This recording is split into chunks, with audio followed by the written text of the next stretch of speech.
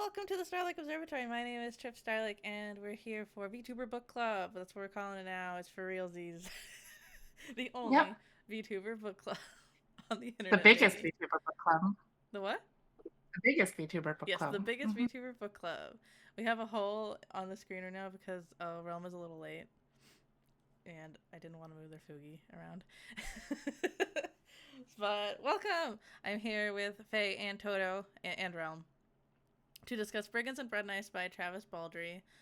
This is technically the third book in the Legends and Lattes world / series, and this revolves around Fern, who was the bookseller that Viv meets and helps and hangs out with in the prequel Bookshops in Bone Dust.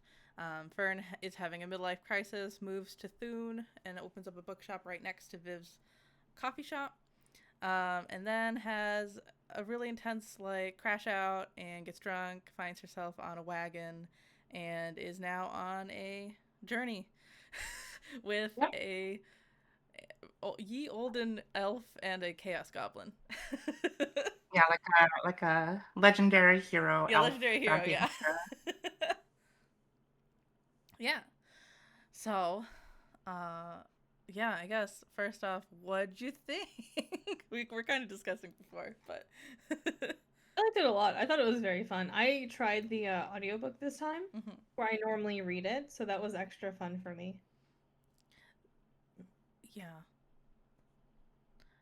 I do find it fun to pick up the audiobook every once in a while after I've read the books, the other books in the series. Yeah, I liked it, but I will say I didn't like it as much as the other books. Yeah, I think that's fair. I still think Legends and Lattes is kind of the strongest of the three, in my opinion, because it had such a easygoing nature to it while still being entertaining enough. This one did feel like a proper adventure, which I personally liked a lot, and I think the message at the end of the book was yeah, okay, I get it. That's actually kind of I haven't read a book that actually has that message before, so that's nice, I guess. Which we'll talk about later, but yeah. What was I going to say? So yeah, we kind of already probably understand this, but Fern spent much of their life. Yeah, so as a reminder, Fern is a ratkin. She was the owner of the bookshop, like Trip said, right? And then she, this is set, I believe, 20 years later?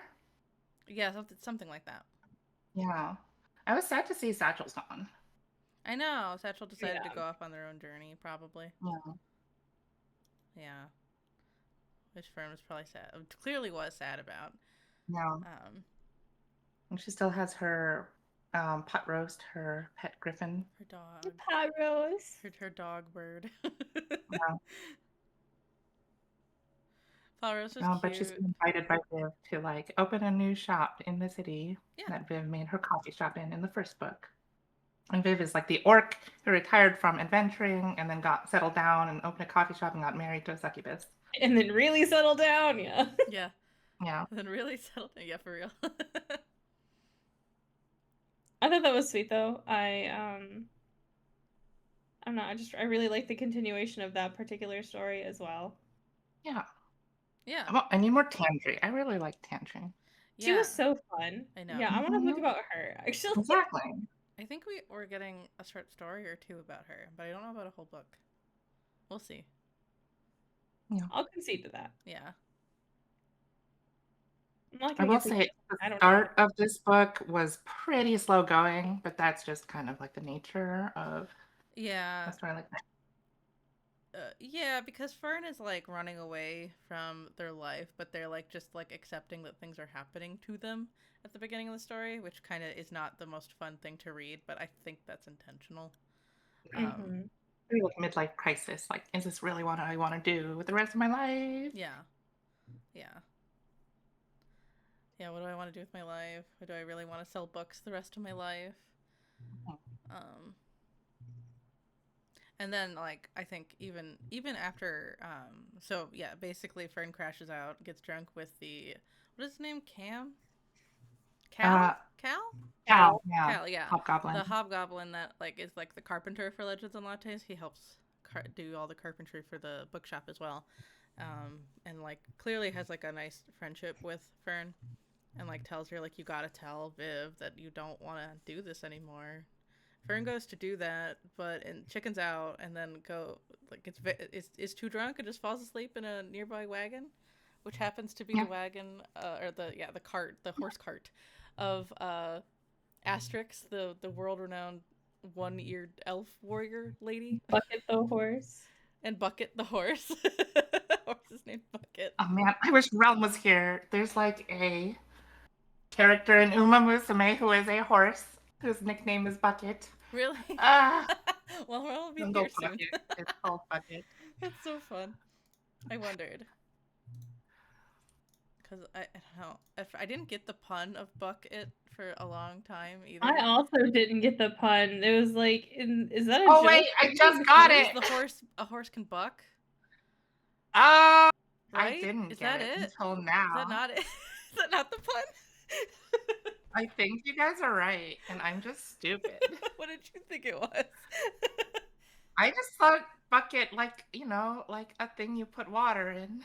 Oh, well, yeah, that's what I thought the whole time until the very end. Yeah, I mean, like, it kind of made sense that you name a thing that holds things after a thing that holds things, but, like, it felt kind of objectify-y, and now I guess it makes sense that a horse is buck. Yeah. It makes it less funny. Kind of. Bucket. Well, I mean, for Asterix, it's not meant to be a pun. It's just like, no, my horse is named Bucket. What are you talking about? So, like... It's weird that you said that. Yeah, it's weird that you think it's a pun. Asterix is the name of the one-eared elf warrior of legend, by the way. Which, that was the only thing that made me laugh, because Asterix is like such a I went to a generator for elf names name, but it's fine. Yeah, it's fine. She has an old name because she's like 1,000 years old or something. Yeah, she's very old. And Fern even like describes her as like, she's like, oh gosh, I'm hanging out with a grandma at that point. Yeah, my first like line that I even wrote in my notes was, whoa, Asterix just runs to keep up with the horse, because she just runs. She just keeps up with the horse by running, which is insane to me. I've never heard of that. I like the description of her like early on, and they're like flipping around and running backwards, and Fern being flabbergasted by that. What are you doing? Yeah. But the Asterix is on a quest to deliver a bounty to the town Amberlin, and the bounty is a little goblin named Zill. When I first, at least my first impression of Zill was that Zill was a little bit like Stitch from Lilo and Stitch. Zill grows as a character, but that was my first impression anyway. Hey, Stitch does too. Hey, what'd you say? You guys remember the early art too? It's true. Podge, the VTuber? Who? Podge? Podge. Oh, you guys remember the early art for her? I kind of thought of her. Oh, yeah, no, that works too. I actually know quite a few goblin VTubers. Yeah. She's the little goblin VTuber.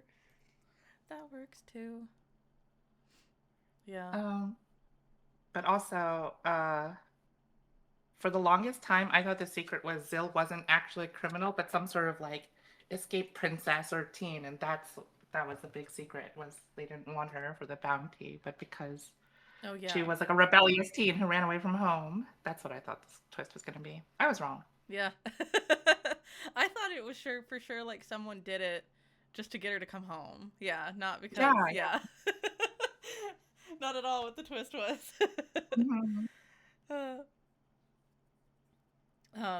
Fern can like vaguely understand what Zilla's saying because Fern knows some like goblin swears.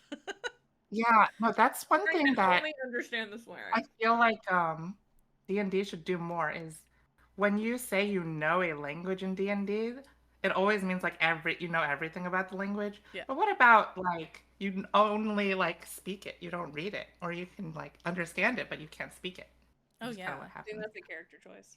But it's a Yeah. good character choice. I think it's funny and People should do that more often.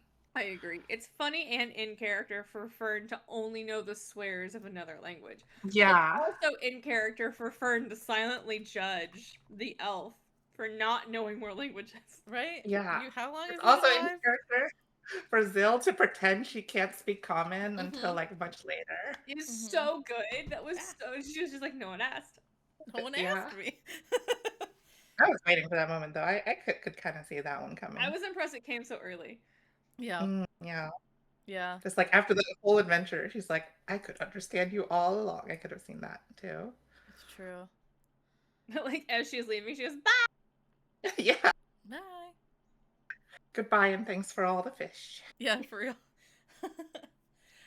I thought that the chicken, the evil chicken, was going to be a much bigger part of the plot because they have the chicken in the cover of the book, but it's just like a little thing at the beginning of the book. I like that she just collected things to wear on her head. Yeah.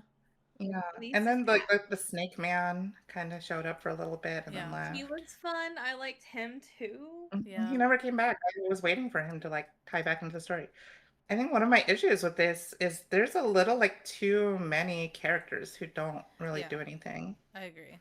Not So- like the first book where like every character was like important, you know? Yeah. And they kind of like looped back around Yeah. to being important. Yeah, I agree. Mhm. I think it was just like they had so many characters to just show off little bits about the characters that we were reading about, our main trio. Mm-hmm. And it was just kind of annoying. It's like but I believe you. If you just tell me, yes, she's good with a sword, I'm good to just believe you. Right. Yeah. You don't have to show me early on. That's I true. think more like you could have had those scenes, but have it with like the archer dude from like the big group that is like hunting them later or something. Like there were just some scenes that like weren't, or some characters that really weren't that necessary that could have been consolidated. Yeah, there are a few too many. Yeah, or just like that was one thing I don't think was necessarily executed the best. The other thing is that so like we've talked about how they Asterix fights the snake mage guy, and then they go into a town, and Asterix like takes them to like a restaurant, and then they tell the entire story of bookshops and bone dust. I was like, why did you do this? Why did they let you do this? Like, don't you No, want? I actually liked that. Yeah. Like I liked that it was showing I thought like at the end Fern would be like a storyteller kind of person instead of just selling No, the I books. think that's like it's fine, but at the same time, it's like you literally wrote a book, so now people can just read this book and not read the other book at all because they know what happens. Yeah, I don't that's know. true. That was my thought. Like just from like a publishing perspective, it doesn't make much sense to me. But like, Yeah. whatever. I thought it was weird more than anything. But you're right. It did show like the storytelling in Fern because Asterix was really captivated by the story and really into what was going on, to the point that they let Zill like escape, and that causes a whole thing in that town. Bycross is the town. Yeah, it's Bycross. Yeah. I was doing a little re-listen. Oh yeah. I was making mac and cheese. Protects the people running, protecting them from the swamp. Oh yeah. There's like a whole like we have it then established that Zill doesn't speak English very well or common very well, but seems to be like an emotionally intelligent, chaotic, good like goblin, because they were easily able to understand that like in this town like they had to like pay a toll to get in, but actually because they were being protected by brigands, but the brigands were like just trying to fleece everybody coming into the town out of money, and like because they were like actually the Brigands that were part of like whatever the guy's name was. It's called a Bug's Life, like the grasshoppers from Bug's Life who Oh yeah, are the like, we'll grasshoppers. protect Yeah. you Was by bullying you and extorting you for money. That's a better reference. Yeah. Yeah. And you kind of got a hint early on that they weren't where they were supposed to be or what they were supposed to be when Astria or whatever is like, was like, nope, they haven't always been here. Mm-hmm. Right. And I guess we get introduced to, well, we already got introduced to one talking sword, Nigel. Breadley. Yeah. And then we get introduced to the second talking sword, Breadley. I like Breadley. I like the two swords dynamic, yeah. but I didn't think you needed two swords and the chicken. No, I mean, the chicken's gone quickly. Yeah, but it feels like kind of like, what's the word? Trying a little too hard to set up for like a next book kind of thing with now the adventures of Snake Man and Chicken Shark. Yeah, right. Chicken Shark is crazy. That is what he was, though. I get it, and I agree with you. I just liked Chicken Shark. Yeah. It was very funny. But I feel like you didn't have to try so hard to set him up in this book. Right. Just set up Breadley. Yeah. Just let Breadley be Breadley. Just let Breadley be like the snarky one. Yeah. Yes, he is a great sword, a sentient sword that is experiencing diminishment. he is the Breadknife in the title. Yes, he was a great sword, but he got reforged into a Breadknife because he had an argument with his forger. Which is silly. Very funny. Yeah. It's very silly. I love that. Yeah, I've never heard of that either, which is so silly. I like at this point in the story too, we get like, I know Fern has like, we get pushed onto this idea of what Fern thinks that Asterix thinks of her, but every time we see Asterix react, she's not at all like that. She's actually a very understanding and like patient person. Mm-hmm. Which I guess is like kind of also the point, because Fern is like crippled with fear of judgment from Viv and judgment from everyone, and why is she running away, and just thinks like everybody thinks she's horrible and useless, when I don't even think Asterix cares that much at the beginning. No, not even a little bit, actually. No. She's just like, okay, I guess you're here now. I mean, if you want to stay with me, that's really your back, I guess. Yeah, like, that's fine, I guess. Yeah, I guess it was nice. Eventually, Asterix, I keep wanting to call her Asterisk, is very, like, it's well established as a character. It's like, they are stoic, but they're not, like, rude, and they actually really do care about people. Yeah. What? They're jaded. They're like, I've been adventuring so long. Why do I even do this anymore? And they're like they're basically a paladin. They have like a whole oath. Yeah, they're an oath maiden. Follow my code. Yeah. And they've lived for so long. The only thing that like is like shocking and something they don't like is wet socks, which like, yeah, I don't think that ever would get old. Yeah. What was I going to say? But yeah, I guess a lot of like Asterix's role is like that they experience like their legendary status as being a strength, but it's also a burden, because like when they go to this next town, the innkeeper's like, I don't want you to be there. Get out, you're soaking wet, and also that chaos goblin stole all my spoons last time. Like, no. You have to leave. But then Asterix comes in and is like, hey, we need a room. We're gonna have a room. And her like reputation precedes her, and they're able to get the room. So she doesn't really push on her like her status unless it's needed, but I don't know.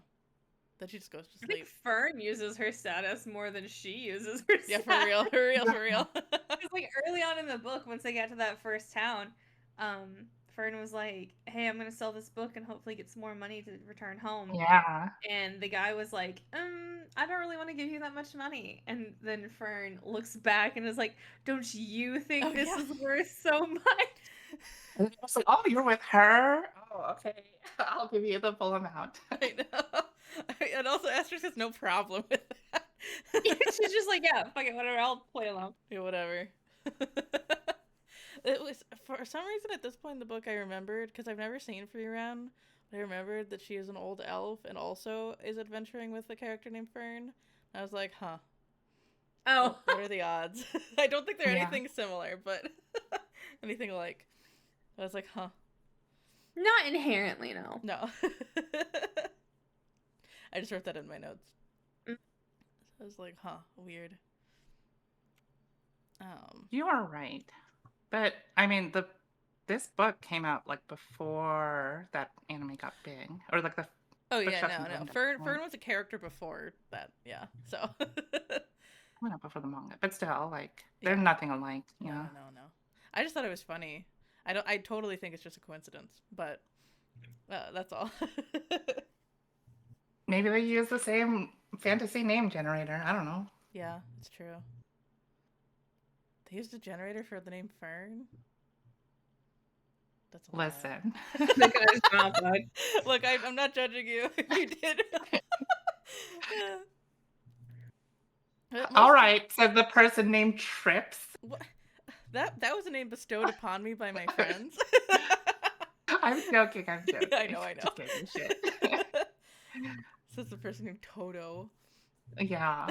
Oh my gosh, so uncreative. So crazy. Whatever. We can't all have cool like puns of names like Faye. Thank you for recognizing the pun. Oh yeah, Woodsy's one of the people that bestowed my name upon me. I earned the name the hard way by people not understanding how my name is pronounced, and so I became Trips, which is nothing like what my government name is, but.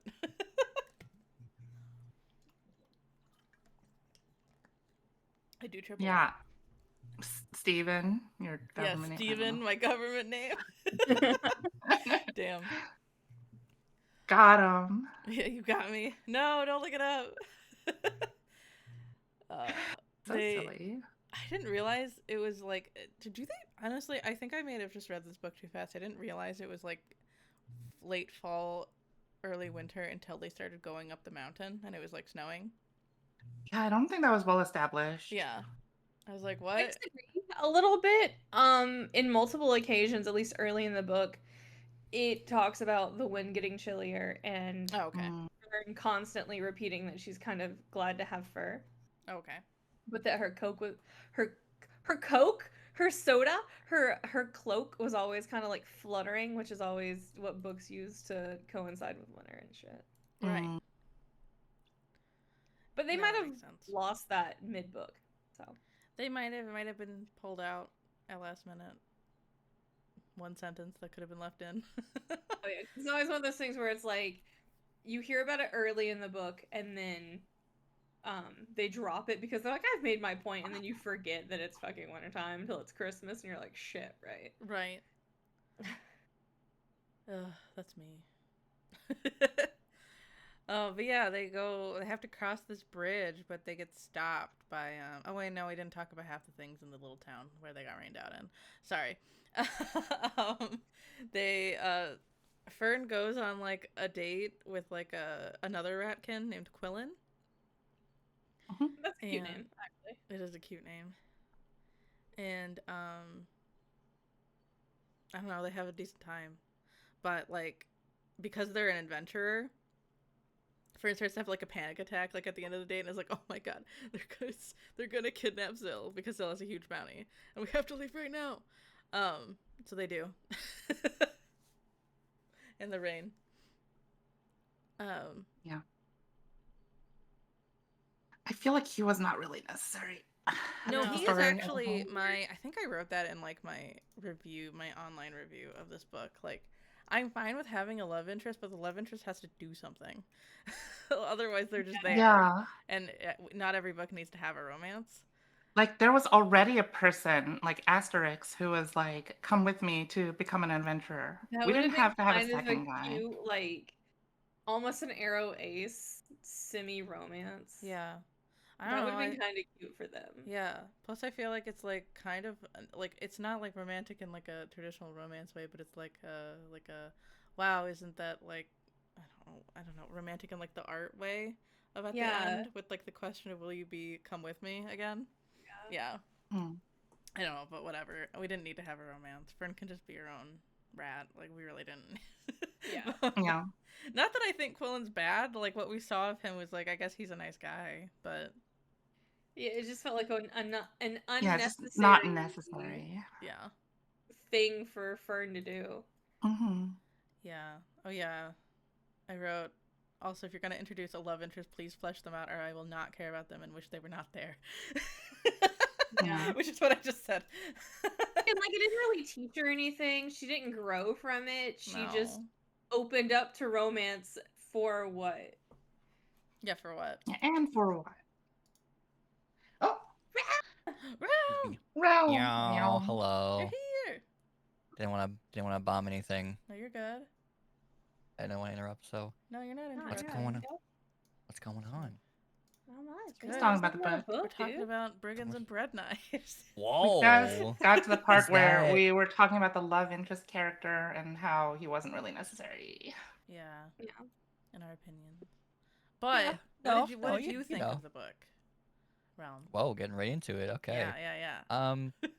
You know, I definitely think you were late. You don't get loose. You're late. Get into it. Sorry. Get him, boy. Yeah, no. Well, you know, I happen to love the recommendation from the Tripstar Lake for the VTuber book club. Happy to be here, but I would say I like the little tidbits here and there of like personable things for Fern, because Fern was just like all over the place for like the entire book. Which, you know, relatable. She's having a midlife crisis. Literally. This is her buys a red Ferrari moment, yeah. But I like those because in contrast, I felt that it kind of delved a little bit away from the high fantasy, low stakes. No, there were stakes. Yeah, there's stakes. Yeah. There were stakes. Cooked or not, I was just like, steak.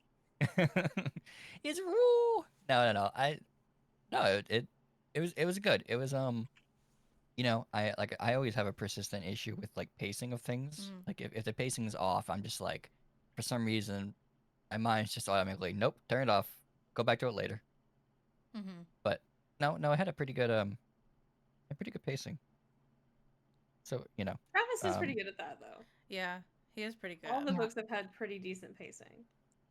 Yeah. No, you know that thing is for a book of this quality. I thought like I was telling, I forgot who I was telling. It was Trips and Toto, but I had it on my car when I was driving up for work. And the first hour and a half to me felt like a really good pace. Like started out very strong. It was super easy to keep listening and get into it. And I don't know what it was. If I had to do something or the book was doing something, like transitioning to like, you know, this is probably around the part that Fern was getting into the cart and then like woke up. That little bit of transition for some reason, it just kind of like I think it's just a me thing. But because it's like, to me, like such good writing, like, you know, whether the content's significant or not, like, you know, there can be kind of subtly shown like low points, and that's literally all it is just like, you know, you have to have, you know, a low moment or like a moment to really explain the story, and that's, you know, that sometimes I like it, sometimes I don't. Like I said, that's probably a me thing. No, I mean, everyone experiences stories differently, and that's why you have book clubs. I did like the dream sequence. It happened kind of early on. I'm backtracking slightly, but I did like the dream sequence that they had. Oh yeah. Oh yeah. Of like, I'll never. I think that really helped with making Fern feel personable and relatable. Yeah. I kind of wish we had continued some more with like some more inner. Are you talking about inner monologue, inner representation? No, there's plenty of inner monologue. Yeah, the inner monologue was not the issue. Because she's always writing. I kind of like the like dream sequences. I thought that was fun. It was a great way to like reconnect with where she was. Just as like as just retouching base on like where she's at mentally. Yeah. No, I get it, and I know a lot of authors like kind of avoid like dream sequences because they're very hard to like connect them to the rest of the story. But this made complete sense. It's actually really good. I agree. Mm-hmm. We had gotten to the part where the crew were going up the mountain. We're going up the mountain, yeah. I was like, they don't have a name. They're just like the team. How far was that? They had met. Bradley is there, and a little less than halfway. Yeah, this was less than halfway, yeah. After Bradley, before the town. Yeah, no, after the town, after Bradley. Okay. Yeah, after Bradley. Say his name right. Bradley. You're right. Blad, whatever. Former great sword, now current kitchen knife. Yes, of course. Call me anything. Bradley, not that. Not that. Yeah, because his name is Bradley, but now he's a bread knife. His name is Bradley now. I'm the goblin. Like, that's just... And that's why I like her so much, because I'm like, it's me. Oh no, the goblin calls him like Shanksley or something. Yeah. Shankling. Just stupid. Yeah. The sound he makes when he swings. But I liked it. She called everything Wing. I kept thinking in my head when I was reading this, like, I would have loved for Fern to make a joke, like, because, like, they wrote so much that even if I write, I'm wrong. Yeah. Because she just kept going back and forth on all the parchment, and it's funny that it turned into pretty much like a scribe's, like story. Yeah, that's true. Yeah, that's true. Even if it felt like it was cool that it felt very rough beginning. She's like, well, hi, I'm good. Yada yada. Oh my god, I'm writing this. And then there was one story where one piece of parchment that Fern wrote. Hi. I left, or I'm not here. I'm sorry. And I'm just like, oh man, what a 2 a.m. like you up text. Yeah. You know what I mean? Just like, so, oh my god, you couldn't have fumbled if you like fell down the mountain, you know? Yeah, you couldn't have sent anything else. Yeah. Yeah. I honestly, if anyone that I knew did that, I would just be panicking. Like, what do you mean? You mean? There was a whole few minutes where I was like, pot roast. Is that what she said? Yeah, literally, like, you left your dog, like, not dog, but like you left your dog here, dog! like, what the Yeah, fuck? exactly. Poor pot roast. And she doesn't even think about pot roast that much either. I'm like, damn. I would be seriously right, busy, I guess, but I think pretty early on she's probably just like, oh, at least he found a better home than me. I'm not living she's anymore. like, Viv and Tandry will take care of him. Oh. Yeah, right. He's right, but come on now. Yeah.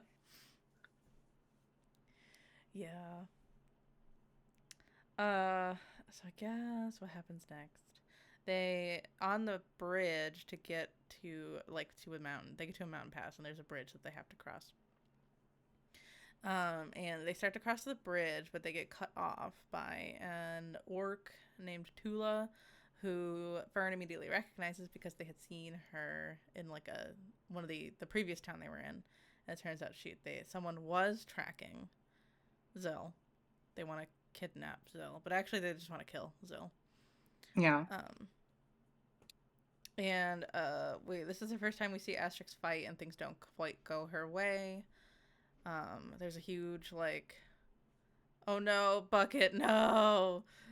Bucket almost gets like knocked off the bridge, but Fern uses Bradley to like cut the reins away or whatever's tying Bucket to the cart. The wagon, basically. The wagon, yeah.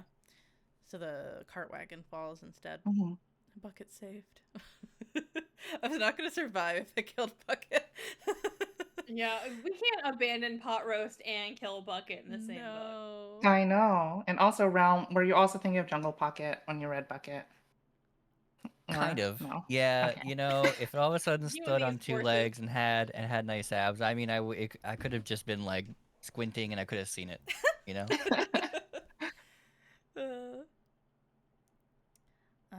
I guess, yeah, I mean, this whole sequence of events happens for a reason, because it like eventually it pushes the characters to grow closer together.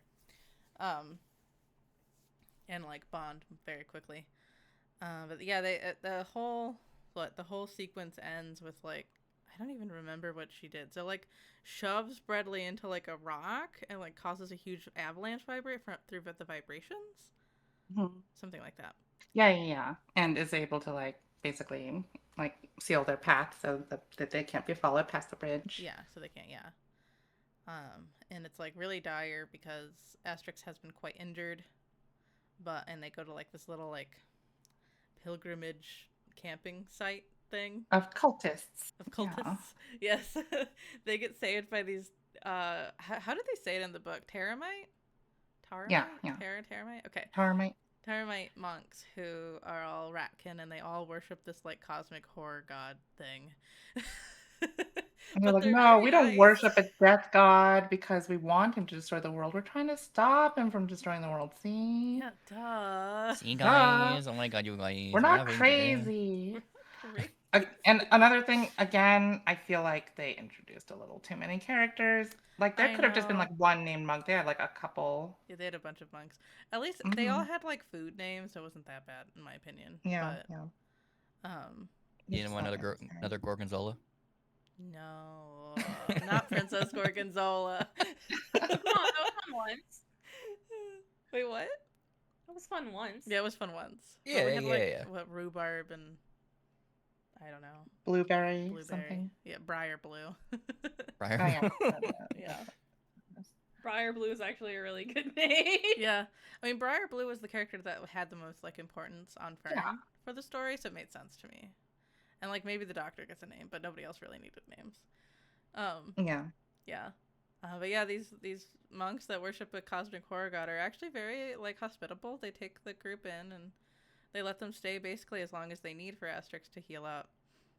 And they have like a giant library, and Fern can read in the library, but ends up spending a lot of time with like Bucket and finding Zill wherever Zill is, causing chaos in the Abbey. Doing Zill things. Yeah, doing Zill things. Yeah, the thief of the party, basically. Yeah, I like her so much. I'm glad. I think she's divine. I do like the conversation that Briar Blue and Fern have, where she explains like we're worshiping this cosmic horror god because he has like an inferiority complex. He's really insecure, and we have to make him feel like he's really that cool, and so he doesn't need to eat us. I would say this was probably like one of the most chill iterations of like a high fantasy cult ever, and it fits perfectly to the Legends and Lattes like. I like that sphere. There are stakes, things are wrong, things are happening, but it's all like just a little bit silly. Mm-hmm. Yeah. It is a little It's silly. all just a little bit ridiculous. There's a cult, horrifying, terrifying. They're worshiping a god because he's insecure. All right, that's kind of funny. Yeah, it was funny because he's horribly He's just insecure. a little guy. Yeah, and also like Briar Blue is like, well, maybe you shouldn't I know you don't like us because you judge us and whatever, but at least if I stop worshiping, the whole world will die. If you stop doing your thing, no one will care for it, whatever. At least I have a purpose. I was like, damn. Yeah,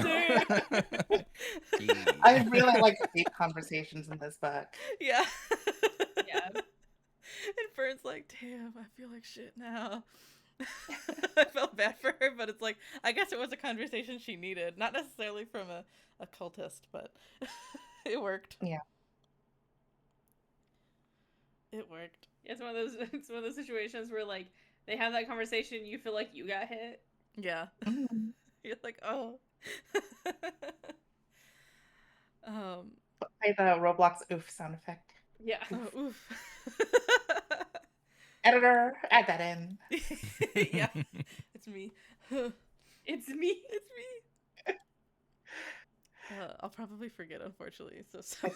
Whatever. Okay. Before, as Asterix is getting better, a dwarven bard ends up showing up at the Abbey and also stays with them. Fern doesn't like her because she's kind of annoying, but she joins in the crew and like going down the mountain anyway because like there's only like them and Otherwise, I guess Stacia would have to go on her own, and Asterix is actually a very kind person, and has no issue with random people joining, clearly. So, that's a thing. Now we have Stacia. I hope it's pronounced Stacia. Yeah, Stacia. Okay. That's the other thing where I was like, oh, this could be like an entire arc of a story. Like, they come across another village that's suffering from a plant zombie attack infestation, and Asterix is immediately like, okay, I'll take care of this issue for you. But Fern helps with fire. I just really didn't feel like Stacia was that necessary. I don't know. No, not really. They could have, honestly, it could have been shaped where, like, I know that the boiling tension, I guess, is like, why am I here helping out? Yeah. Helping Asterix out. But at that point, Asterix had already started calling Fern, like, my little squire. Yeah. I was like, well, you already have your purpose. I don't know. There was some stuff about, like, jealousy there, and also, like, just, like, self-worth. Yeah. But I don't know. I feel like this is another character that could have been consolidated with someone else. Like, we didn't really need them. I do feel like there are like 3 characters they could have consolidated and made one character to do all the things. Yeah, like make Nigel or something. Like, not Nigel. What was the snake guy's name? Nigel's a sword. Oh, Chalk. Jack? Yeah. Like, make him travel with the party for longer. Then that solves the problem of him not being really in the story for that long. I actually feel like, honestly, like, someone, not as early as Chuck, but, like, Tula could have just been, and Stacia could have been the same thing if it was, like, a shaped. Yeah, like, and then they get betrayed, or whatever. Yeah. Yeah, I agree with that. Yeah, because Stacia's sketchy as heck, so, I don't know. But yeah, Asterix takes care of the Vertigaunt, is what it's called. The plant zombie thing. And was that one a plant zombie? The other ones are plant zombies. Oh, there's plant zombies, and then there's the thing that's making the plant zombies. I don't know. That's the thing. There's a lot of concepts that I really like that were not expanded on very well. Yeah. Like this. I mean, honestly, I'd like to hear more about this insecure cosmic horror. Even want to know, like, more about, like, why Bradley got turned into a bread knife, honestly. Like, it doesn't matter for the scope of the story, but I would like to know, because the characters are very charming. Personally, anyway. But yeah, Stacia's sketchy anyway, but for some reason they bring in the heroes that were supposed to kill the Vertigaunt thing in, and they're like, ew, Stacia's here, we gotta go. Also, we don't have your money, because she stole it from us. Bye! Stacia stole it from them. Yeah. Yeah. And basically, immediately after they leave town, Stacia tries to kidnap Zil and take off with her. For the bounty, I'm assuming. Like, as we expected, though, you know? Yes. Yeah. But yeah, she fails because... also, I thought it was very interesting. I know horses are very just intelligent creatures anyway, but I felt like Bucket was particularly smart for a horse. Yeah. But that's okay. Jungle Bucket. Bucket's hanging out with, like, Jungle Bucket. Bucket's a baller. Bucket's hanging out with an ancient, like, elf. I guess that's just what happens. I don't know. An elf that runs with you as you walk. That was so funny. I still think is funny. Yeah, so Bucket and Fern, like, basically help end Stacia's reign of kidnapping Zil, but Asterix steps in at the last second to help do the last blow. They leave Stacia ditched in the swamp. And they take her horse, Persimmon, or her little pony, Persimmon. Little pony, they're just Persimmon. like, ours now. You can suck it. Fuck you. Bye. Yeah. Loser. Oh, sorry. No, I was just chiming into to the joke. Loser. To the joke, yeah. What the heck? There's not much else of the story. I know they have a conversation before they totally get to Amberlin about, like, Asterix is like, I can't change my life because this has been my life my entire time, and I can't become Oathbreaker or Paladin. I need to fill Can't my become oath, you know? Oathbreaker. I kind of think there was a little bit more to that. Like if you're so like, because she mentions very early on, like a lot of elves just like lose their brains because they have such long lives. Um, and if they aren't, I think in Asterix's mind at least, if you don't have live very rigidly, she will lose her mind and not have a purpose or whatever. Not feel like It she is has a funny that you purpose. mentioned that the correlation between her and Freerin, because Freerin touches on that as well. Oh, really?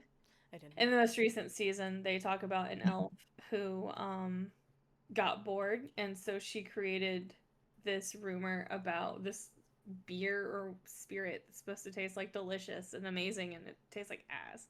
Oh. Huh. I really did like it though, because usually I don't really like paladins, but I thought this was a good way to have like a paladin with an oath that like makes sense, you know? Yeah. Yeah, like I have to follow this because it's maintaining my sanity and it gives me purpose in life. Yeah. Yeah. Yeah, like I have to, Instead of even just though like, oh, I'm lawful because like I have to follow the laws because I'm rigid like that. But no, this is like something personal to her, you know? yeah, because honestly, Asterix has no real issues with breaking the law that much. Yeah. Her oath is something different. Her Which, personal like, I'm a life. big fan of, because usually with people who they're like heroes and people talk about them all the time and stuff, they're all on this like moral high horse, and she's like, no, it's fine. There's an area of degree in which I am willing to just not fucking worry about it. Yeah. Yeah. But yeah, and at the same time, it's like even though Asterix, we know at this point, knows that Zill is like not really an issue because she's helped out the party like a million times, and seems to not even be like a violent person generally speaking. And Fern's like, why are you going to turn her in for the bounty? Like that isn't it wrong? Like I don't know, but I guess that's the crux of the conversation. It doesn't last very long, but it is like, oh no, what do we do? And they just don't. They kind of just drop it, right? Mm. Yeah. Um, Or it turns out to be a non-issue. yeah, it ends up not being an issue anyway. So, because it was weird. Yeah, but now before we get to the very end, we have one final action sequence with Tula being outside of Amberlin or in Amberlin, and tries to kidnap Fern to like get Zill so she could murder Zill because I guess at some point Zill ruined her whole company business thing. Whatever she did. No, it was basically the four hands or whatever, four fingers, I think is what it was called. Oh, sure. Like they were the mercenary group that was like, oh, we are gonna set up and pretend to be like protecting you from this like dangerous war chief when they're all like part of the. Oh, yeah. But because like she had like stolen from them and proven that actually you're not actually protecting anyone, you're just in it for the money. That proved that like, oh, these are actually the bad guys. Yeah. And that's what she meant when she was saying like you destroyed the whole company. All the setup is the whole like four fingers scam that she had set up. Yeah. That makes more sense to me. Maybe I don't know. So why Zill was so invested in destroying the scam is still a mystery. We don't know. I feel like they're kind of just like, I don't know. We're just like, that's bad. I just like didn't want it to happen anymore. Maybe they're secretly like a cop in disguise. They're a goblin cop. A cop. A coblin. Coblin. Nope. Put that back in your mouth. Yeah, maybe. I don't know. Didn't like that. I guess ultimately, the action pays off even though it's heavy because ultimately Tula is killed. With the bread knife. With the bread knife. The great sword gets knocked out of her hand and she uses Breadley. Breadley wants to stab someone the whole time and finally his dream comes true. Yeah, he was a stab virgin the whole time. He pretended to have stabbed people before. A stab virgin is insane. That's an insane thing to say. I know, but it's true. And you were here to witness it first, aren't you? Aren't you so happy? Mm-hmm. I'm proud of you, proud. You know what I'm saying? Like, right. Yeah, and Bradley tries to be like, hey, my name can be something not other than Bridge Destroyer or whatever it was. Haha, it can be Bridge like, Kicker. I don't know, It'd be like something Orc killer. Stabber. Orc Yeah. Stabber. Bard's Bane. Whatever. Yeah. Bard's Bane. Yeah, and everyone's like, no. How about we not talk about that right now? We just killed someone.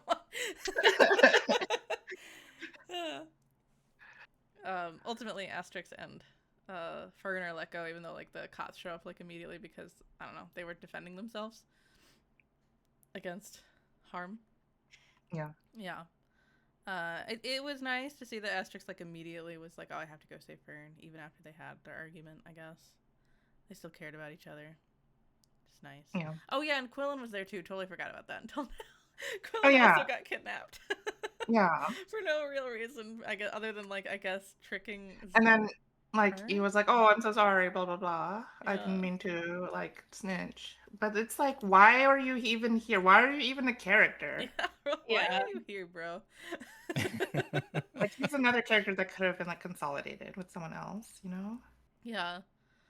Yeah, and he's like, you can come with me. We could like hang. And she's like, no, I'm sticking with No. Asterix. But yeah.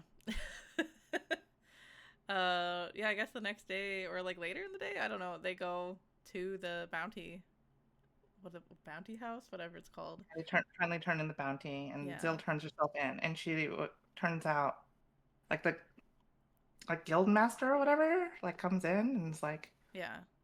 "All right, let her out. It's done now. You put the bounty on yourself, so I guess you're free to go." It's so weird. What? Huh?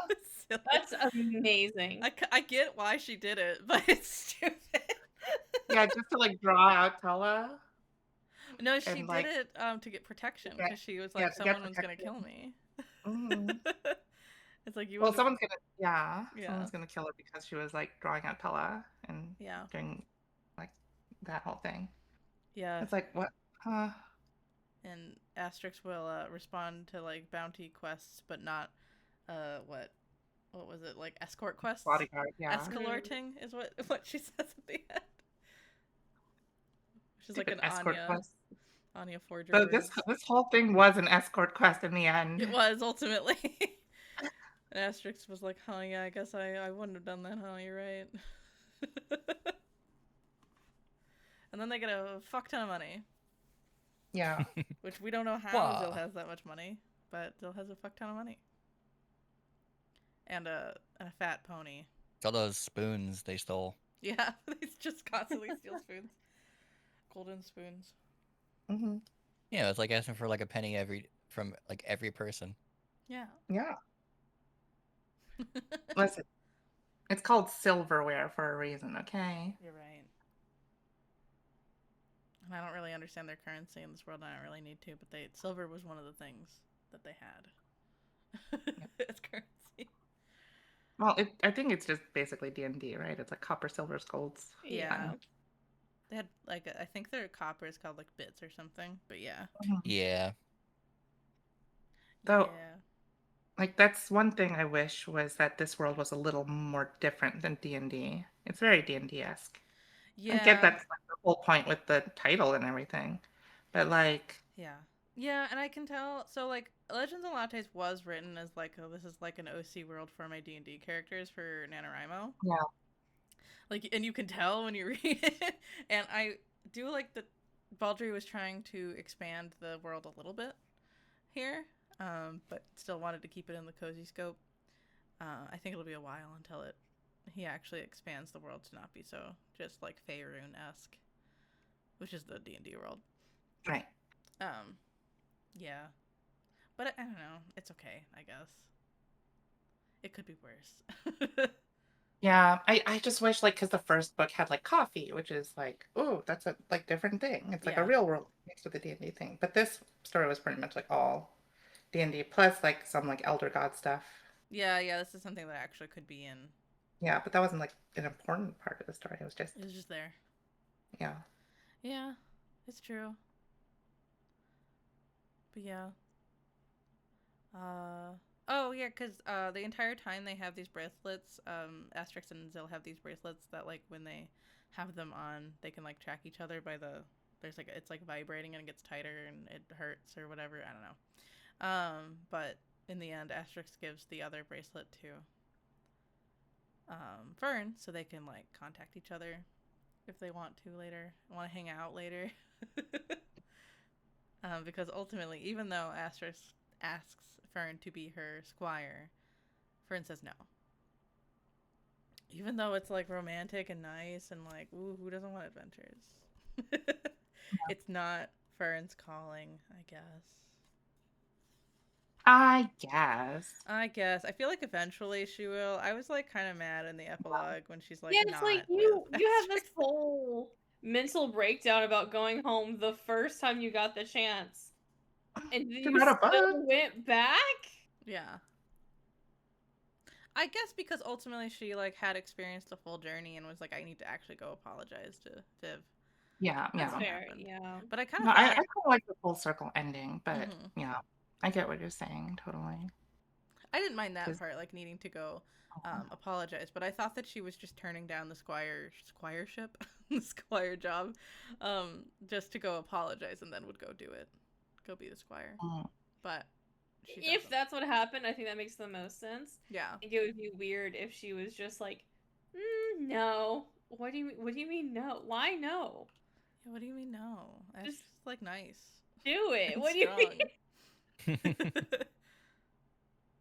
Yeah, just do it. You clearly get along with her. I don't know. Yeah, like you were fine. Yeah. But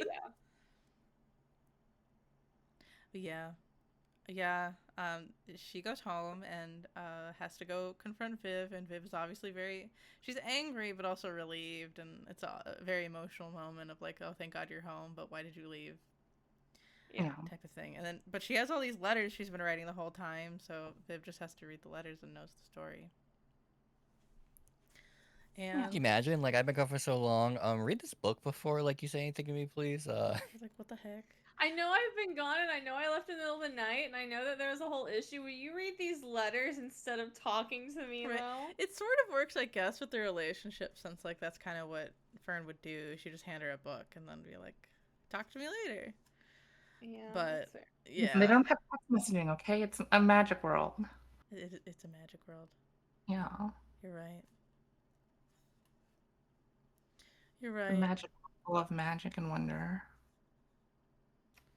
It is silly. More wonder than magic. Right. Yeah, I don't know. I mean, obviously Fern does forgive her, and Viv forgives Fern. Sorry. And she apologizes in like the same like poetic way that Asterix apologizes to Fern at some point, which is fine, I guess. But ultimately, the epilogue made me angry. But it's okay. I'm glad that Fern published a book, but everything else, I was like, the dumb. Why aren't you with Asterix? I don't care about this other rat. Yeah. Well, she gets to meet Cal again. Yeah, she does meet Cal, which is nice. Yeah. So I don't know. That's the end of the book. Yeah. Yeah. What was I going to say? Oh yeah, I guess I feel like. Oh yeah, and I guess Bradley is still with Fern, right? Yeah. So I hope Bradley gets to go on an adventure again. He clearly wants to. He wants to stab more people. He wants to stab people. Yeah. In the most cozy way possible. Oh yeah. Yeah. Yeah. And I feel like, I don't know, I feel like Zilla's just like this little chaos thing that is like just enters people's lives when they need their life to be shaken up. I like her so much. I thought she was so fun. She was very fun. I like the way that she was like giving advice to Fern too, like no rocks at bottom. I didn't like that she was eating random small critters. I love that she was eating random. Just like consuming bugs. I thought it was so good. It's so gross, though. Yeah, it was gross, but it was a weird goblin. Who knows what they eat? That's true.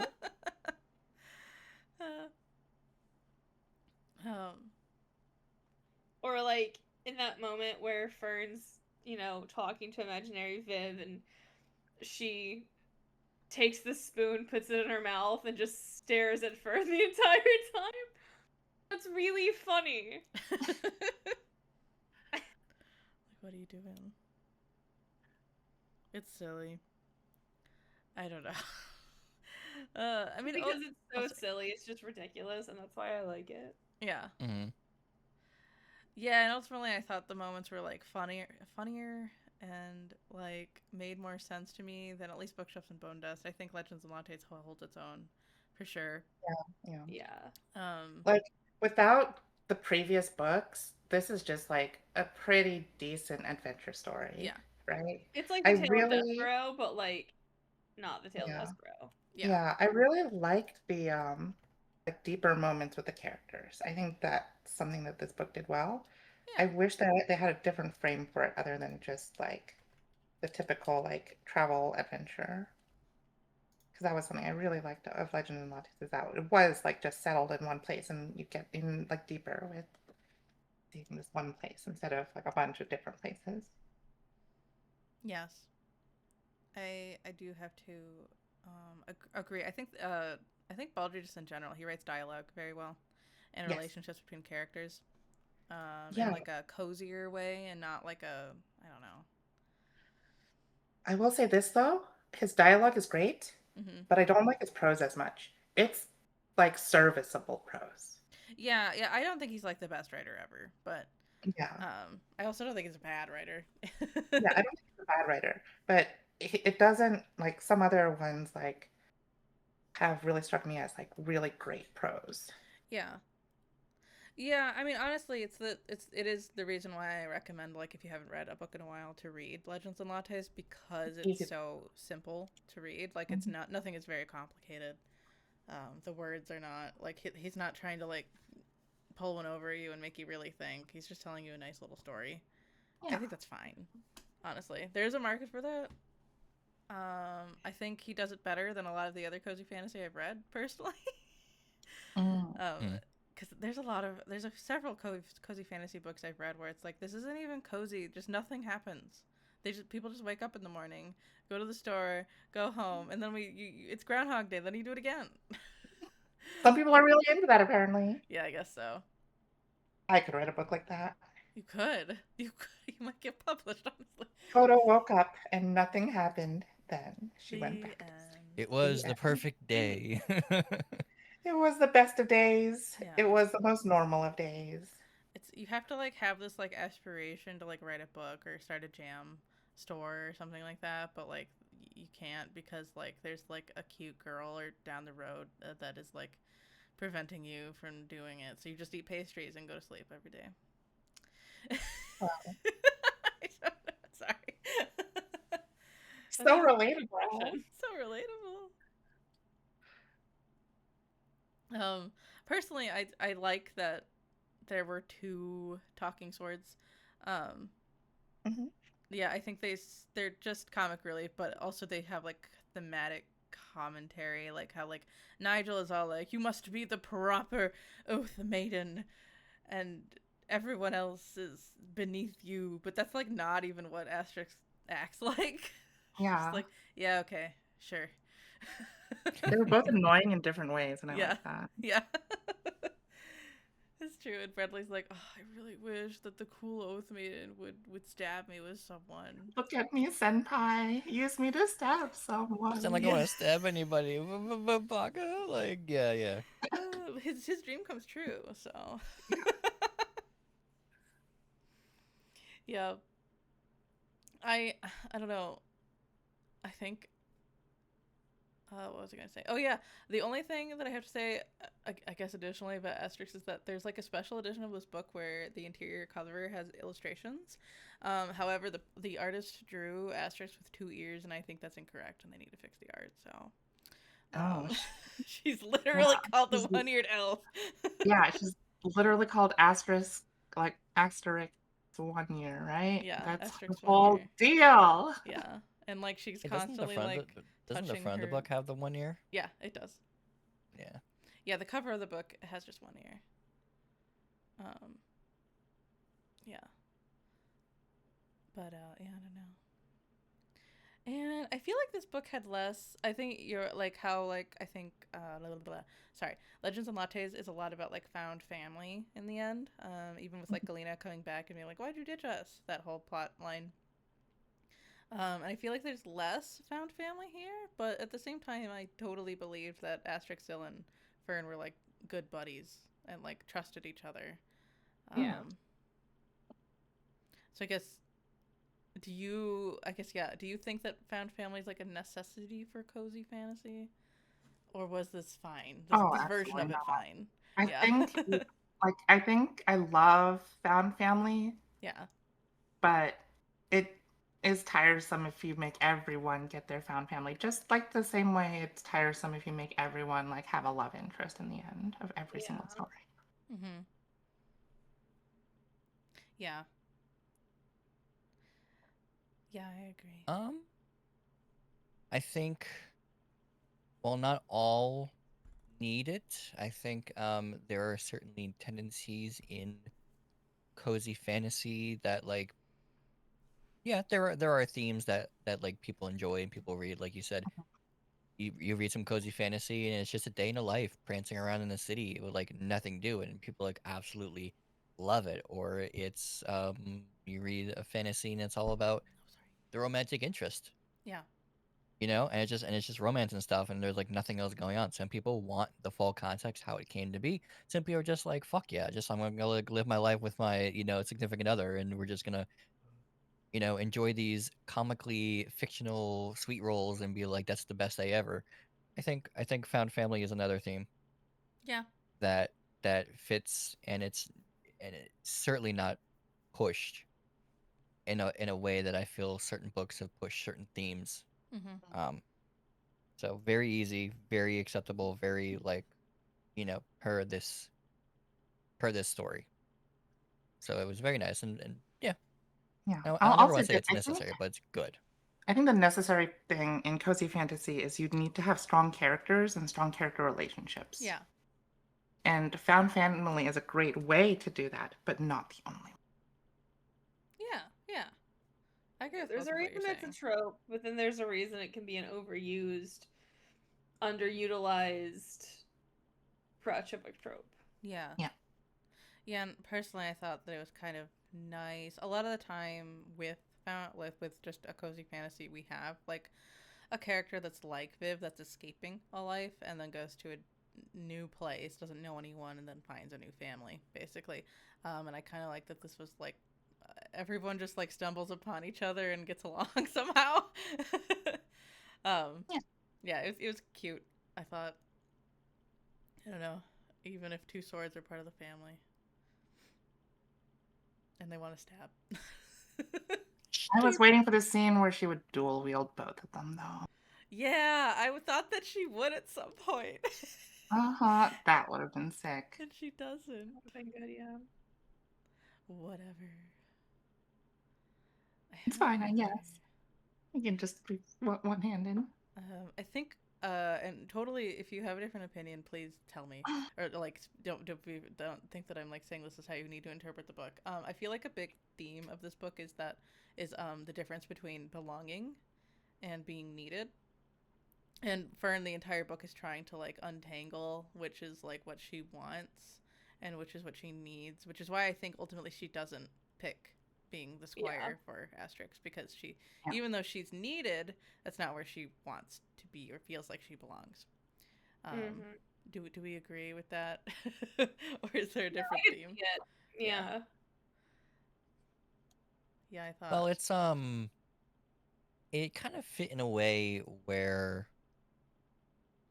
Astrid mentioned kind of like losing oneself if like you kind of like not necessarily rest on your laurels, but if you just kind of just like lose your purpose, that you can just kind of like lose yourself. And I feel like the beginning, Fern was kind of handed everything, you know. Sure, it's a difficult journey, but they were handled nice big piece of property next to their friends. Friends are providing everything. They could just like do like a hobby as like their job, and they can just kind of like just go about their day as however they want.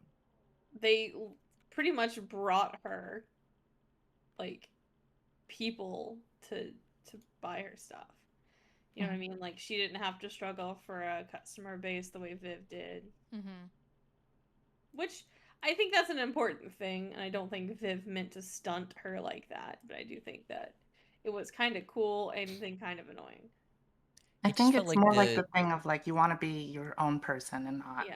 rely on someone else, right?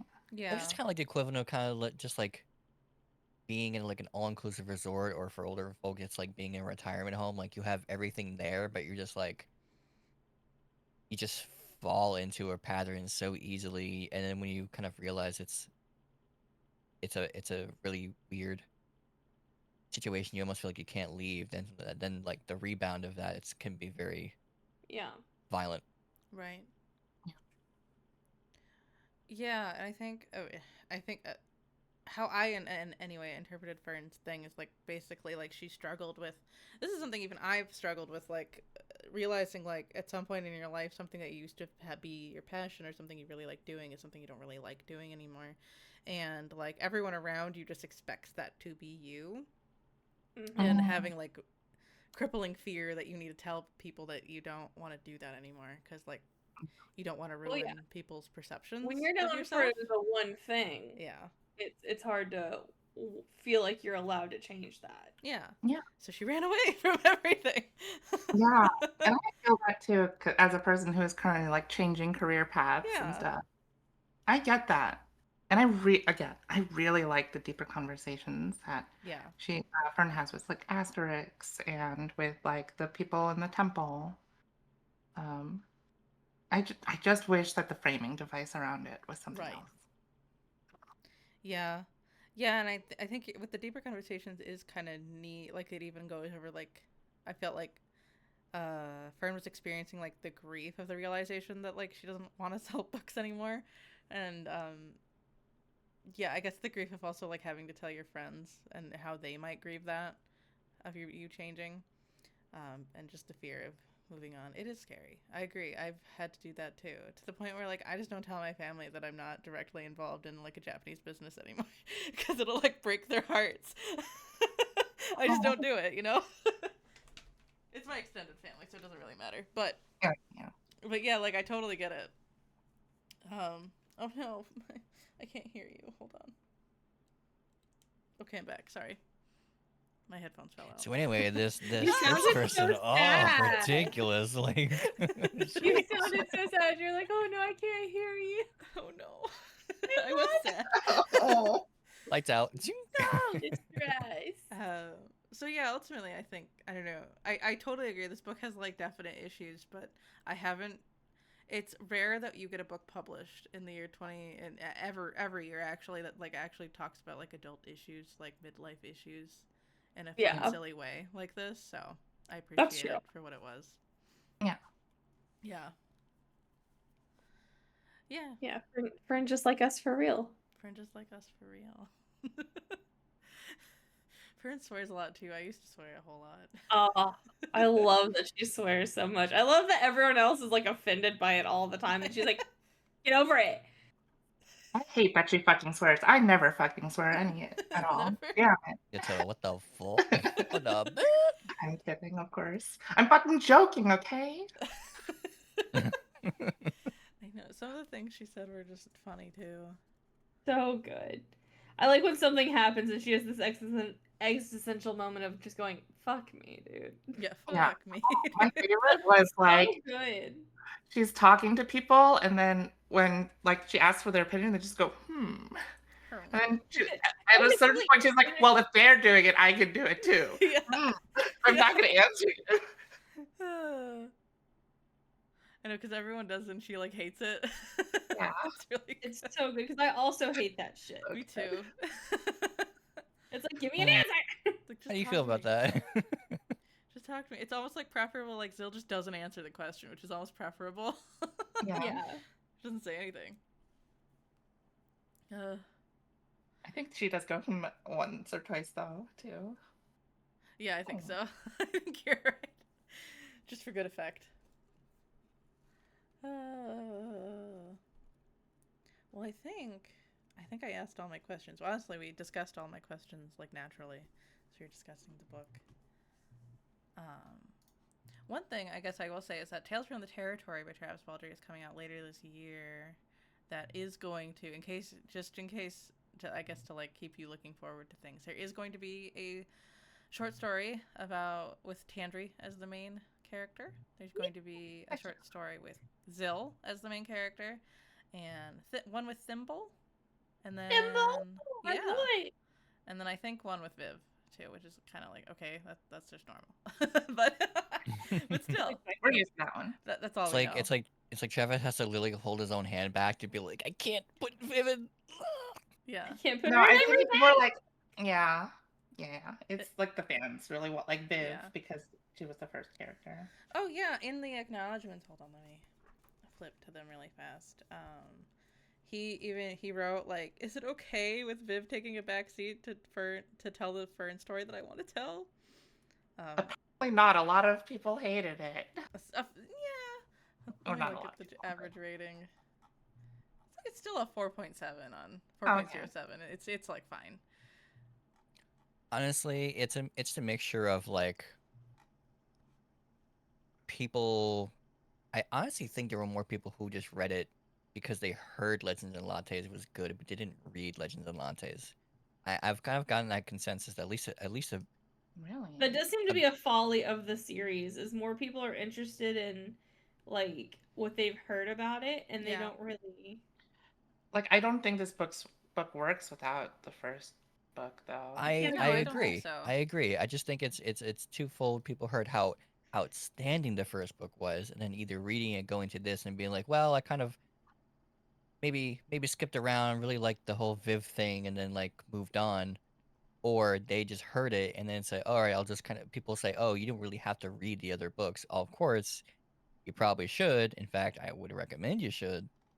Yeah. Because they're that good. It's just that it's both the expectations set by the first book, either like directly or indirectly. Yeah. Right. Of the 5,000, well, or no, I guess it's like of the 28,000 ratings, I think there's only about like 2,000 2 and 1 stars. So I think mostly people liked it. Okay. But yeah. Yeah, I do understand. Like this is it's a cozy book, but it covers like some like not so happy topics. Like not that like moving into your own can be uncomfy. It can be depending on like changing your whole life like Viv did can be uncomfy, but I guess like a story about like the fear and grief of disappointing your friends is not quite the same. But I don't know. It was that's my favorite part of Stardew Valley is disappointing all the people. No. Yeah. Also, my favorite part of Stardew Valley when I don't, take a love interest, so everybody is constantly disappointed. It's great. It's my favorite thing of Animal Crossing to not give my villagers their lost items so they hate me. Yeah. Tyrants. Right. Because hitting them with your net doesn't work very well. It doesn't get them to move. So. I need their undivided attention. Yeah. I found this silly book club page thing that had like a dice of like roll the dice and discuss your answers, but it was like favorite character, main takeaway, part that shocked or surprised you. But we kind of already talked about all that stuff, so I don't know. Because we're too good. This is the VTuber book club. Yeah. Where we answer all your pressing questions as well as ours because we're here to talk. Yeah. That's true. Oh my god, there's a crossword? That's silly. There should be a bingo. Like a shot bingo every time, yeah. Honestly, for like the short story collection, I should make a bingo card. Take a shot for every time a spoon or knife or fork is stolen. Yeah. We should sometime also like collect all the books we've read and like I've been thinking about back that. and like review them all and be like, I didn't even remember I read this one. That's right, we did read it. Yeah, we should do that. Do that at the end of the year. Like, that's what I was gonna say. We could do it at the end of the year. Then we have like a lot of books to discuss because we've been doing this for a while now. Mm-hmm. Which is crazy. Thanks for always being here. Time flies when you're having fun, don't you think? Yes. It's also only one day a month. It's true. It's only one day a month. And I try not to I pick hang like with you super guys long every books. day. It feels like forever. Yeah. It is. So I guess. Oh wait, I have before we get to our own ratings, I found a very stupid 1-star rating that I will share with the class. Yay. Point and laugh. Just kidding. Yeah, I've had a hard time for the last few books we read. I have not found funny ones, but this one at least is silly. It's it's so tiny on my screen. This book is about a 3-foot rat who's a shitty friend and a selfish brat. Is the whole review. I think that's rude. Damn. That's rude to Fern. I mean, Fern's a did you only read like the first part? Yeah. Like she Yeah, why gets did you tell me you better. didn't read the book, buddy? I know. Yeah. Tell me you didn't read the book without telling me, right? That's know, what I'm right? saying. It at least made People me are laugh. trifling. Somebody got hurt once in their life and never let it the fuck go, and now they're mad at a rat. They actually just I don't think like that's rats. something that I don't like about a lot of like just modern audiences is if you have like a bad character, like a character who is supposed to be a bad person, that doesn't mean they're a poorly written character. There's a difference. Yeah. I A almost lot think of they get people more like- mad when it is like a bad person, because then they're like, well, but why should they be a bad person? And it's like, settle down, dude. Right. Yeah. Oh, totally. Like you can have good writing Oh, I that know. has bad people in it. And I feel like some like immature audiences just don't get that. They're just like the characters that I like need to be good people. And there can't be any characters that are bad people. It's just like Yeah, it is. And your It bad is a character very, needs like, to be redeemed and like They Yeah. or if not every bad character gets redeemed, every bad character gets like dragged through the streets and beat. And it's like, hold on, guys. It's true. yeah, pretty much. It is a very People young can person be way. ugly. Yeah. Of like that. literary reading or Yeah. literary comprehension. That's what I meant to say. And Yeah. a lot of people anyway, they grow out of it, but Maybe it's because I'm a teacher. no, feel yeah, like- it is typically younger people with that opinion, but there is some like with older readers who are reading because it's like trendy now for some reason on TikTok, and they're like, I don't like reading the words on the page. There's too many words, and why are these characters many mean to each words. other? In a book, I'm a girl, why are these words on the page? Yeah, it's like bird. there's words on the page because it's a book. Can't you just like psychically teleport the knowledge into my mind? Just listen to the audiobook. Like, I don't know. But yeah. I'll listen to it fast. You'll get it done faster. Like be as porno as you want. Yeah, it's both. It's both, Toto. It's so bad. So I do agree with that. Most of my favorite characters are like very morally ambiguous characters. So Yeah, exactly. yeah. Or maybe it's because like I've been seeing people like review One Piece and they're getting to into like the Dressrosa, and then some commenters are like, "You're not allowed to like Doflamingo. He's a bad person." I'm just like, yeah, but he's like a Yeah. well-written character. He's obviously a terrible person. He's the main villain. What do you mean? Like I like Buggy and he's awful. Yeah, exactly. I would never be friends with Buggy in real life, but Yeah. he's a really fun character. Yeah. Mm-hmm. Yeah, I would never even like go anywhere near Buggy was if I could help it. But okay. Anyway, we can do our reviews now. I have our little infographic up. So, here at the VTuber Book Club, we have a star rating and a slug rating. A star rating is our personal rating on what we read, and our slug rating is our recommendation rating on what we just read, which is, again, Brigands and Breadknives by Travis Baldree, and these ratings are 0 to 10. 0 out of 10. 0 being the bad one. Bad I rating. think that's the smoothest you've ever done that. Thank Wow. you. And they're just their opinions, but if you listen to our opinions and think they're wrong, then you're wrong. By the Very ti- nice. Usually by the time we get to it, I'm like, I get all tongue-tied because I've been talking for too long. these are opinion based, but we're right, you're wrong. Deal with it. Yeah, we're right, you're wrong. Apparently. Who wants to go first? I'll go first. Okay. I think this book was a 7 out of 10 for me. I liked it, but I didn't like it as much as the other books, or the first book in the series. I liked it more, I think, than the second book, though I don't remember what I rated that one.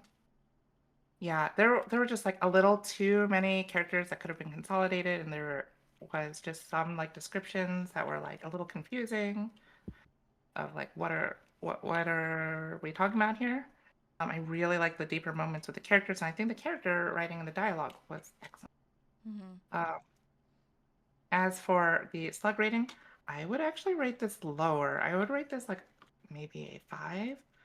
Like I wouldn't recommend this to just anyone. You have to have read the first books in order, like the first 2 books. Don't just jump into this one. That would make no sense. And also, I don't think you would enjoy this book unless you have some knowledge about like D&D and fantasy tropes. So I don't think I would recommend this to everyone. And even then, like it's less of the like cozy fantasy as opposed to like the other 2 books. Mm-hmm. So I think it drops a little bit in the recommendation rating. It's a good book, but I would only recommend it to the right people. Mm-hmm. That's valid. To be part of an esteemed echelon of readers and doers. Yeah, the esteemed echelon of readers to read cozy fantasy. Yeah.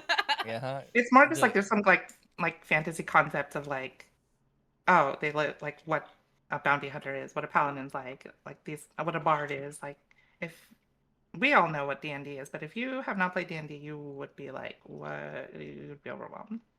Yeah, I mean, honestly, so long as you're like a fantasy reader, I think you'd understand the concept. Yeah, maybe a 6. Maybe a 6 for Yeah. blood rating. Okay.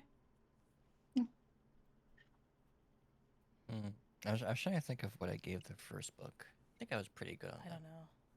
don't know. I'll go next. Star rating. I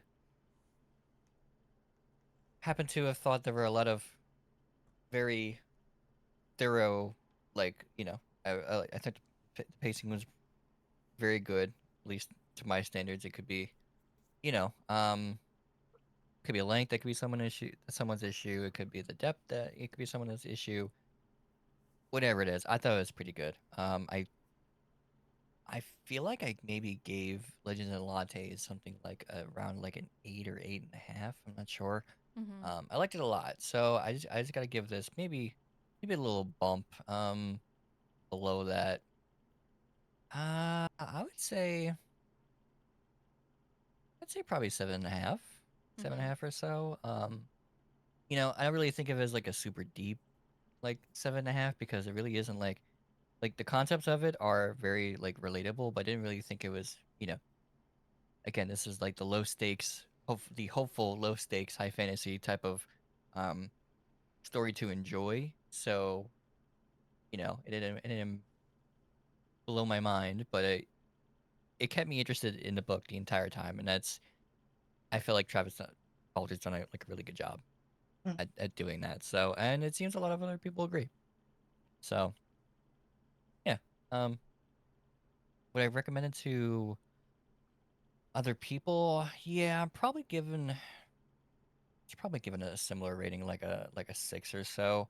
Um, just just to be extra, do 6.1. I Okay. just I think a lot of times I do equate it to as it is by itself versus being part of a series. I think people should really get into the series in general.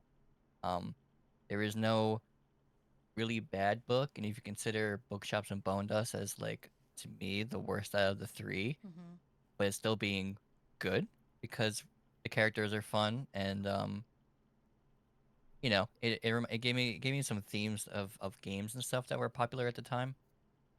Which is like I feel like every book has had a good connectivity to what's relatively popular in media, and there are a lot of ways in which people can get into it, not just reading the series. But I would like people to read the series. I think people should give this one a shot, um, and they can get an idea of what they like in fantasy. But I know there are certain people, you know, even like my sister, for example, who really doesn't like fantasy, and it took a lot of coercing to try to push him in a subtle direction to try new things. So for old and new, I think people should try it out.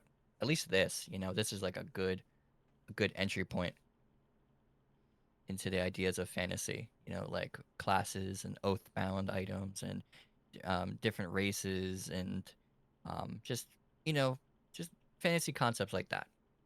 Yeah. It certainly wouldn't hurt, and it's short. So and the audiobook's fantastic.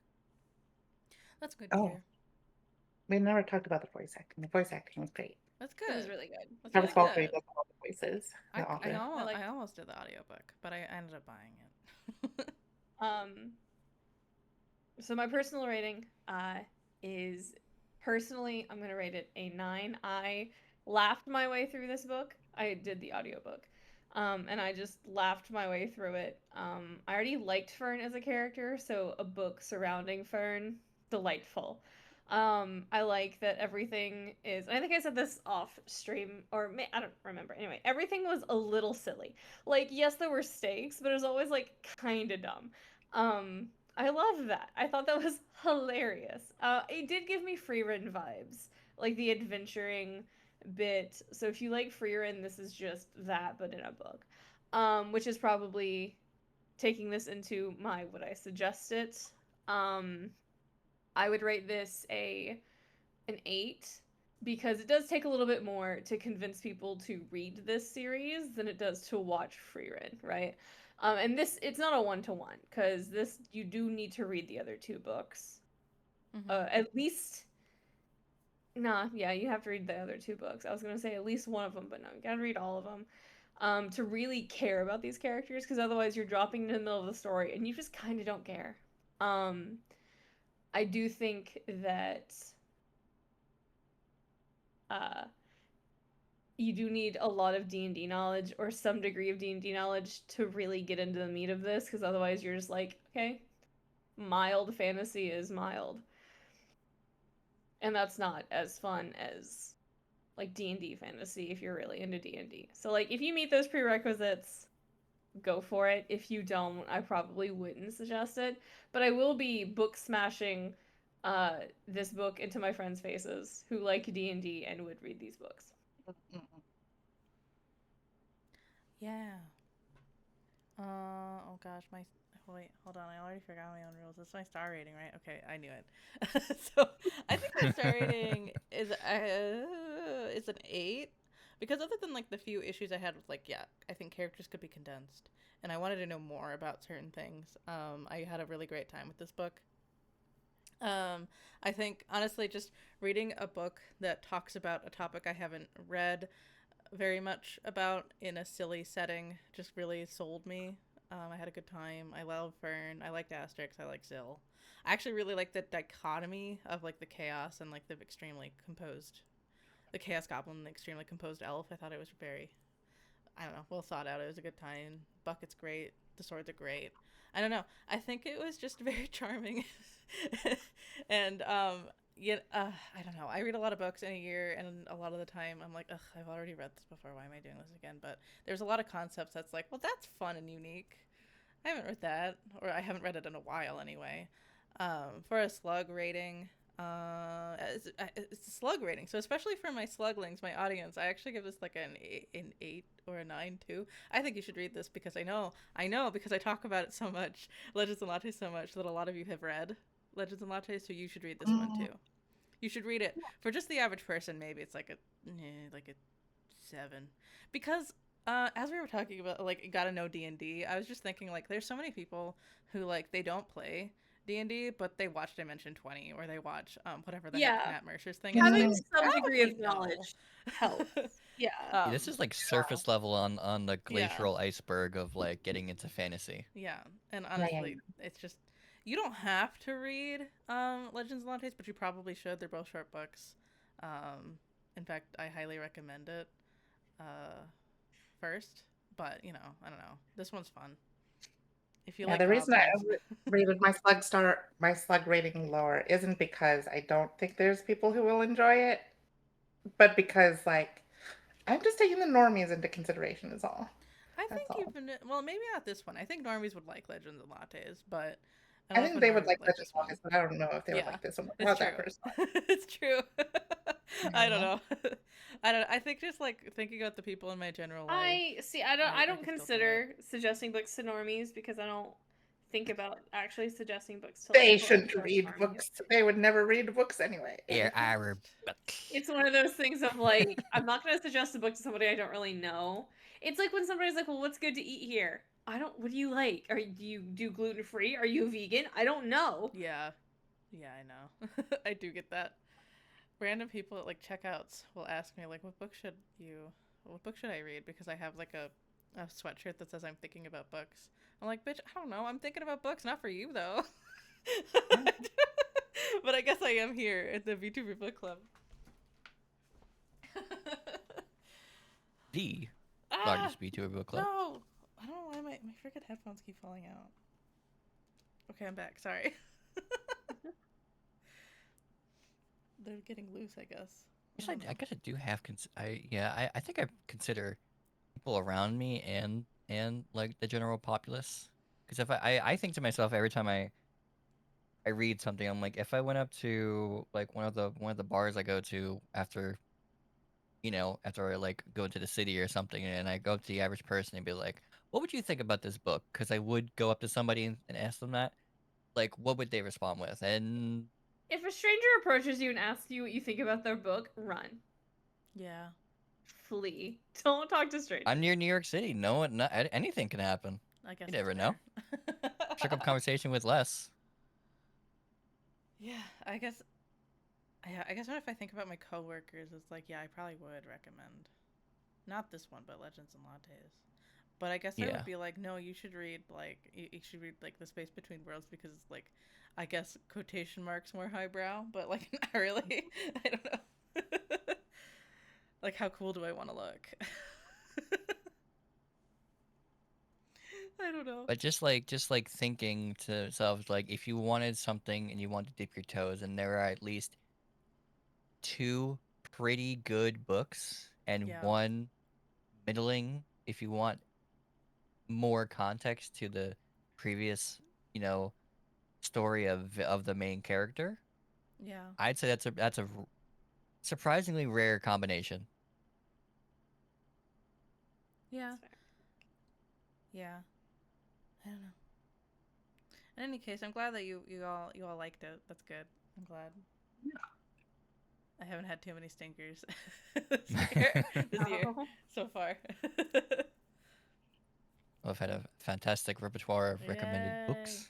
We've had a good variety. That's what I like to see. Yeah. Yeah. Like good books, bad books. Like if every book was bad, then of course we'd have a problem. But Right. I like to see a variety, you know? Yeah, I'm always trying to pick different kinds of genres. Or like, even though I always kind of stick in like the sci-fi fantasy realm, it's like different levels Yeah, Yeah. yeah. of it. Yeah, because there's a lot between it. So I guess if we're good to meet sometime in May, I do have 2 options for us. I solved the problem. So the same is I suggested this one last time, The River Has Roots by Amal El-Motar.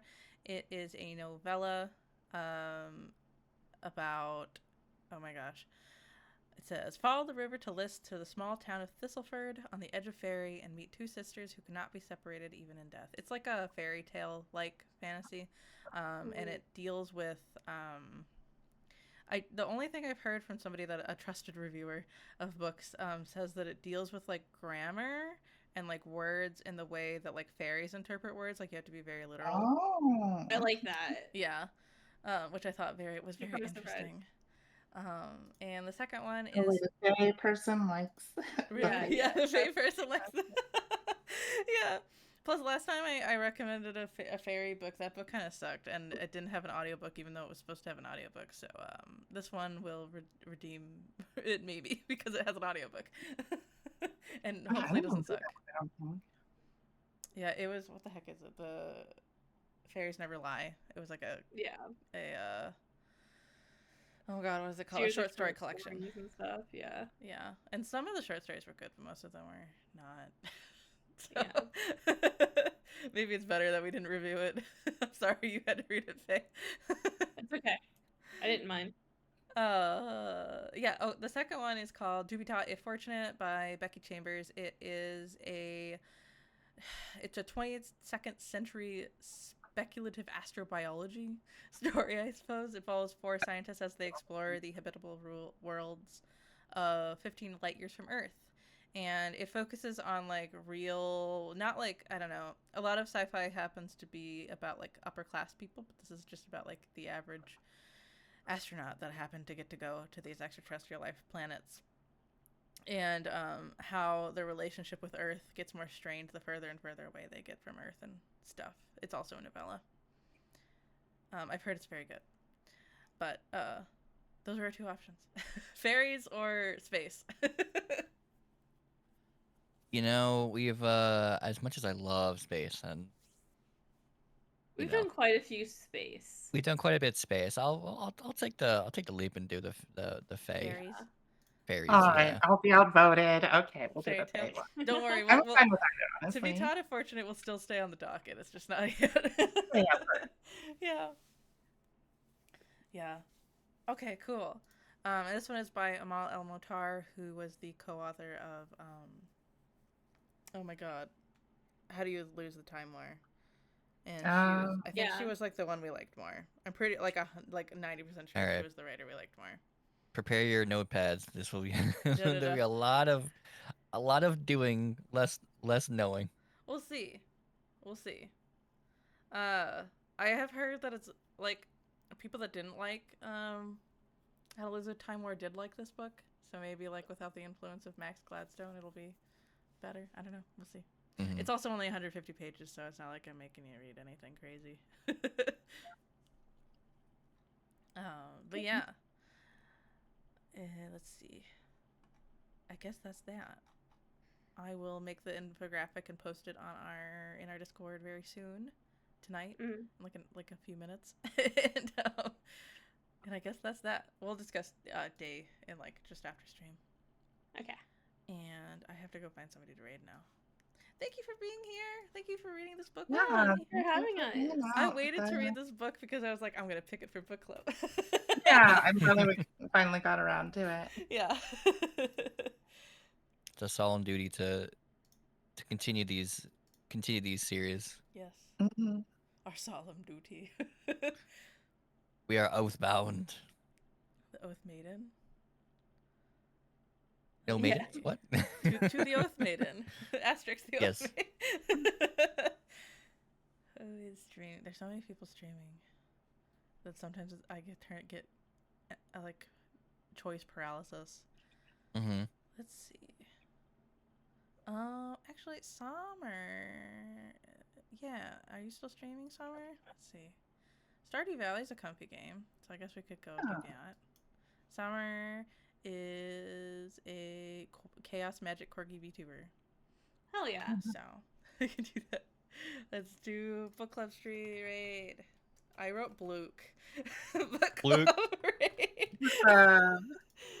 Book club raid. I too Blook on occasion. What does it mean? Oh my gosh, I typed it out again. Okay. I was just really into it. Oh, okay. Thank you for being here. I think I'll be back on Thursday. I'm just gonna play Animal Crossing more. Go follow my friends if you don't. I think we're all here now. Yes. Yeah, we're all here. I think on like Sunday I added everybody again. Okay.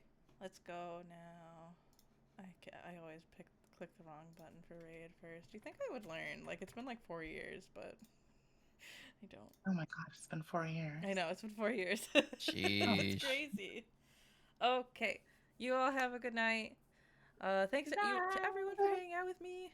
And I don't know, go read the fairy tale book. The Rivers Have Roots. Good night. We will be testing you. Bye. Yeah, we'll be testing you. Good night. Good night.